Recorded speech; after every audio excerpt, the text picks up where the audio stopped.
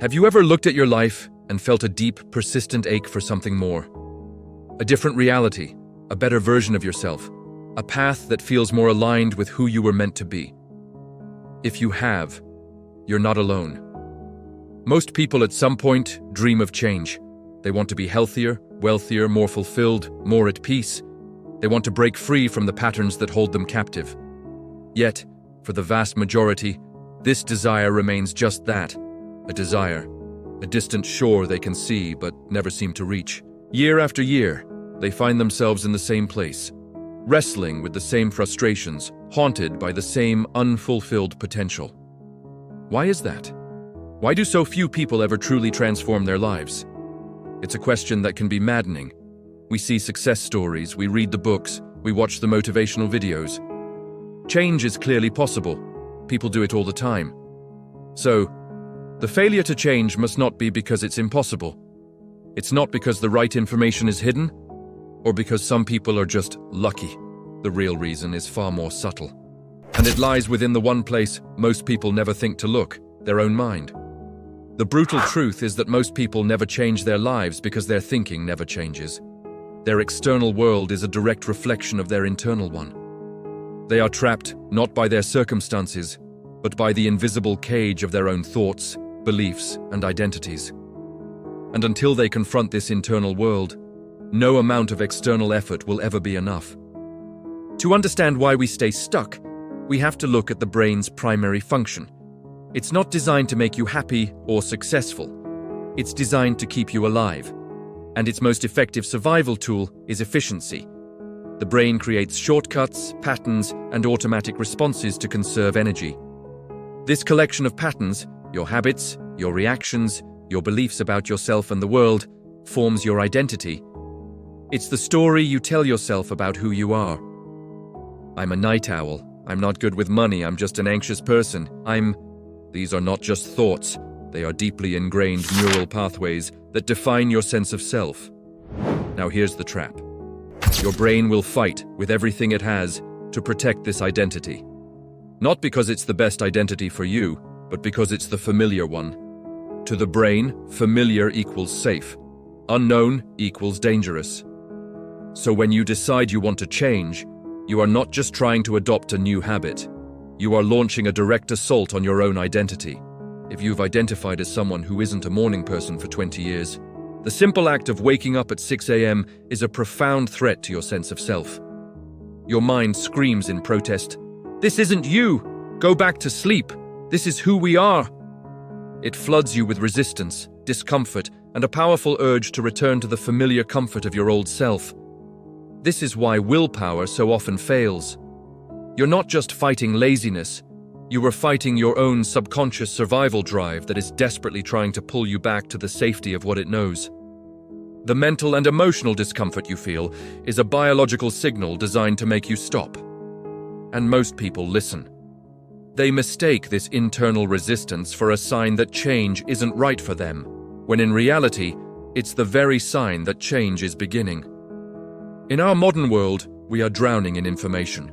With a few clicks, you can access the best workout plans, the most effective business strategies, and the most profound spiritual teachings in human history.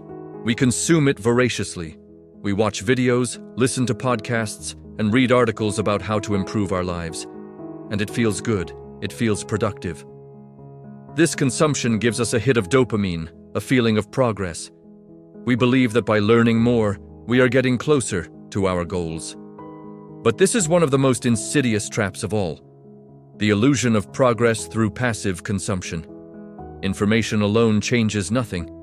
It's like reading a library of cookbooks without ever stepping into the kitchen. You might become an expert on culinary theory, but you'll still be hungry. Real change doesn't come from knowing what to do, it comes from doing what you know. But action is where the comfort of learning ends and the reality of discomfort begins. Applying information requires effort. It forces you to confront your limitations, your fears, and your weaknesses. Learning about confidence is easy. Walking up to a stranger and starting a conversation is terrifying. Reading about financial discipline is simple. Saying no to an impulse purchase and sticking to a budget is hard. The gap between knowing and doing is a chasm of discomfort, and most people are unwilling to cross it. They prefer to stay on the safe, comfortable side of information gathering, endlessly preparing for a journey they never actually begin.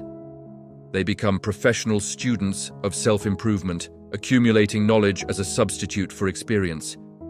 But life isn't a test you can study for. It's a lab where you have to run the experiments, until you translate your knowledge into messy, imperfect, and often uncomfortable action.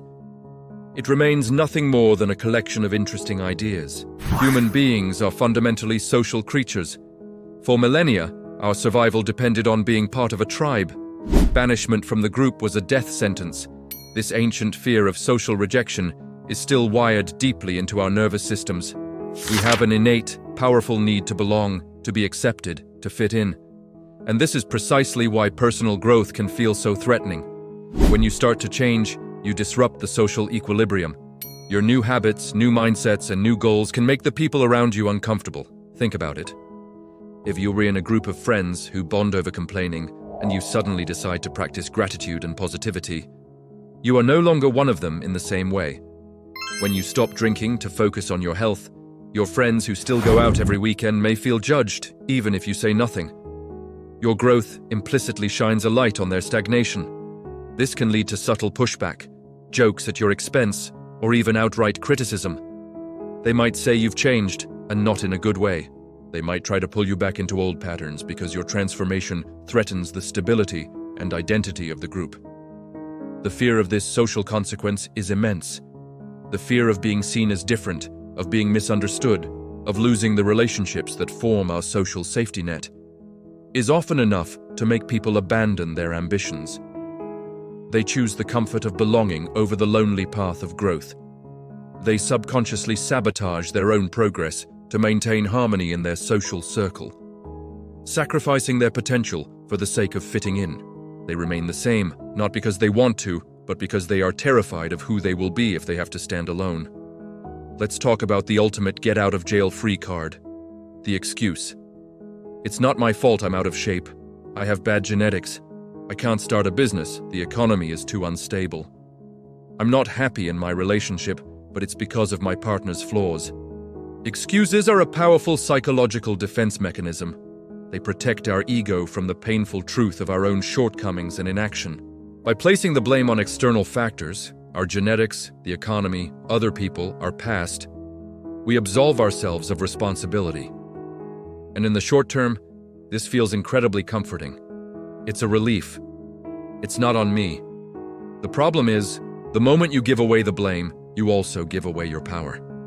If your situation is someone or something else's fault, then you are, by definition, a victim. You are helpless to change it. You must wait for the external world to change before your life can get better. This victim mindset is a comfortable prison. It protects you from the risk of failure. After all, if you don't try, you can't fail. Real change, on the other hand, demands radical ownership. It requires you to look in the mirror and say, my life, my results, my happiness, they are my responsibility. This is terrifying. It means that if you fail, the fault is yours alone. There are no more excuses to hide behind. The weight of that ownership feels heavy, and most people would rather avoid it. They prefer the comfortable helplessness of blaming the world to the demanding freedom of taking control. They cling to their excuses like a life raft, not realizing that the raft itself is keeping them stranded at sea, preventing them from ever swimming to shore. True freedom isn't the absence of responsibility, it is the full embrace of it. So what is the turning point?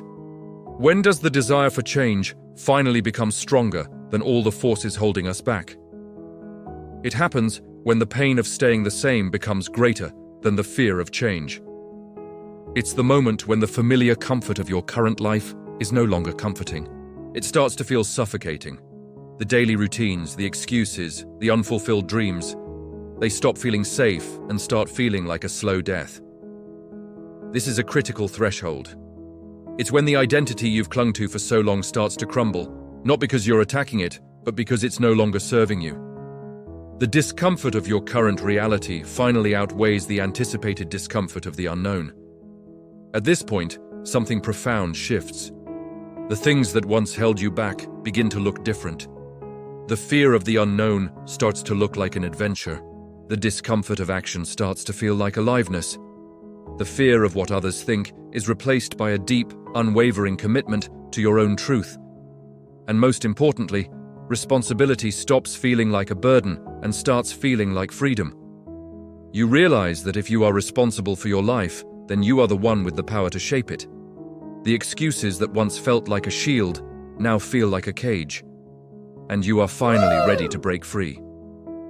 This is not a single dramatic event, it's a quiet, internal decision. A decision to stop waiting and start creating.